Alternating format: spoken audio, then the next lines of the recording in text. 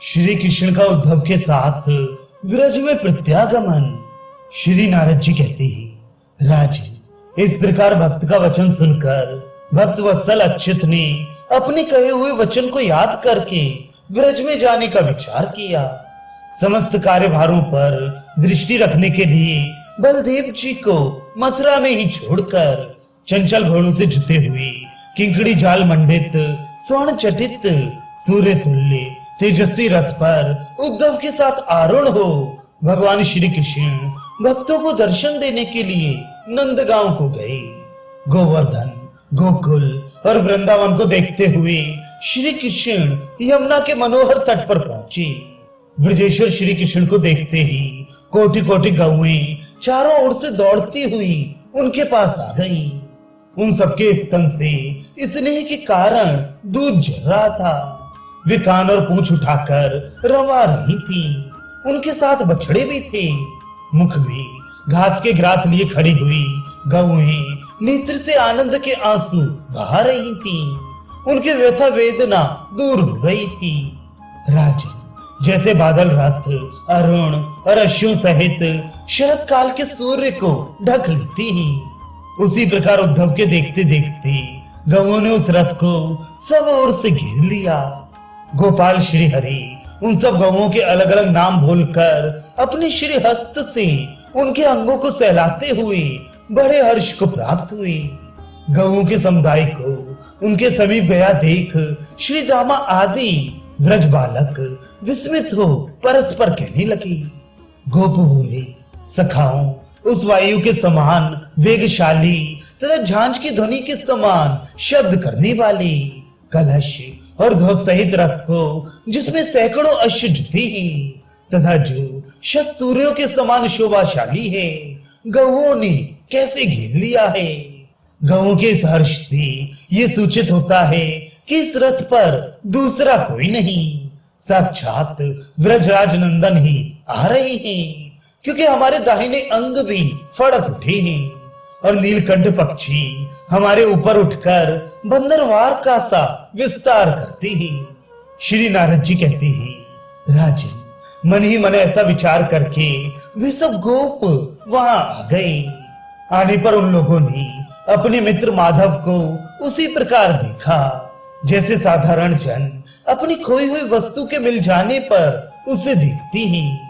उन पर दृष्टि पड़ते ही साक्षात परिपूर्णतम भगवान श्री कृष्ण रस से कूद पड़े और उन सबको आगे करके प्रेम विह्वल हो अपनी दोनों भुजाओं से भेंटने लगे। नेत्र कमलों से अश्रु धारा बहाते हुए उन्होंने पृथक पृथक सबको हृदय से लगाया। अहो, इस भूतल पर भक्ति के महात्म्य का वर्णन कौन कर सकता है। मिथिलेश्वर, वे सब गोप नेत्रों से आंसू बहाते हुए फूट फूट कर रोने लगे। श्री कृष्ण के वियोग से वे इतने विवल हो गए थे कि मिल जाने पर भी सहसा उनसे कुछ कहने में समर्थ ना हो सके। तब साक्षात परिपूर्णतम भगवान श्री हरि ने उन प्रेमानंद से विवल सखाओं को मधुर वाणी से आश्वासन दिया। श्री कृष्ण ने ग्वाल बालों के साथ उद्धव को अपने आने का समाचार देने के लिए भेजा। उद्धव ने नंदनगर में जाकर बताया कि श्री कृष्ण पधारे हैं। गोप बल्लभ नंदनंदन श्री कृष्ण का आगमन सुनकर समस्त गोप परिपूर्ण मनोरथ होकर उन्हें लिवा लाने के लिए निकले। भेरी, मृदंग, पटह आदि बाजे मधुर स्वर में बजने लगे। भरे हुए कलश लिए ब्राह्मण लोग वेद मंत्रों का उच्चारण करने लगे। खील आदि मांगलिक वस्तुओं से मिश्रित गंध और अक्षत साथ ले यशोदा के साथ श्री नंदराज अगवानी के लिए गए। तत्पश्चात सिंदूर रंजित सूर्ण में सोने की साकल धारण की मदोन्मत्त आदि को आगे रखकर भानु तुल्य तेजस्वी श्री वृषभानुवर अपनी रानी कलावती के साथ वहां आए। नंद, उपनंद, वृषभानु, बूढ़े, जवान और बालक गोप पूर्ण मनोरथ हो फूलों के हार, बांसुरी, गुंचा और मोर पंख लिए नगर से बाहर निकले। नरेश्वर, गोप बालक श्री कृष्ण के दर्शन की बड़ी भारी लालसा लिए हाथों में वंशी भेंत और सींग धारण किए बड़े हर्ष के साथ नंद नंदन के गुण गाते और पीले वस्त्र हिला हिलाकर नाचते थे।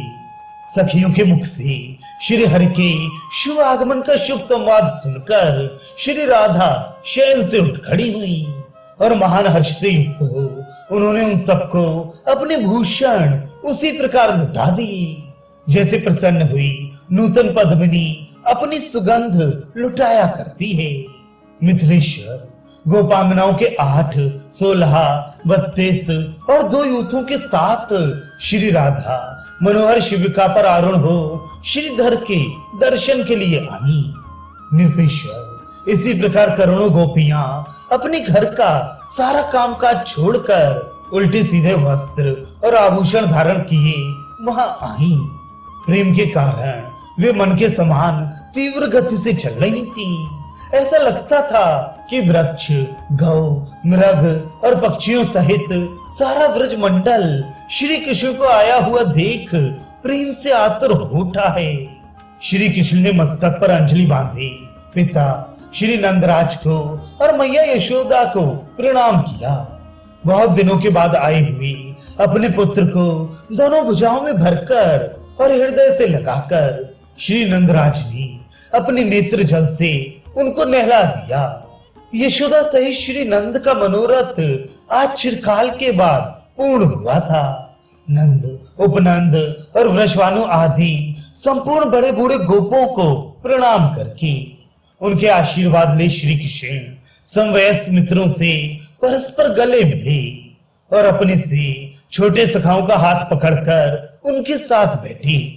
तदनंतर श्री हरि यशोदा सहित नंद को हाथी पर चढ़ाकर स्वयं रथ पर बैठे और नंद, उपनंद तथा गौ समुदाय के साथ श्री नंदराज के नगर में प्रविष्ट हुए। उसी समय देवताओं ने उन पर फूलों की वर्षा की और पूर्ववासिनी गोपांगनाओं ने आचार प्राप्त खील बिखेरे।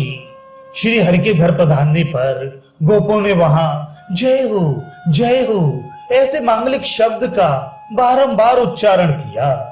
उस समय आर्त हुए गोपगण गदगद वाणी में कहने लगे, लाला तुम्हारे ये सखा उद्धव परम धन्य है क्योंकि उतने गोपी जनों के जीवन भूत साक्षात तुम्हारा दर्शन करा दिया। निरपेश्वर इस प्रकार मैंने श्री हरि के व्रज में पुनरागमन का वृत्तांत तुमसे कह सुनाया। अब और क्या सुनना चाहते हो? श्री हरि का ये विचित्र चरित्र देवताओं और असुरों के लिए भी परम कल्याणप्रद है।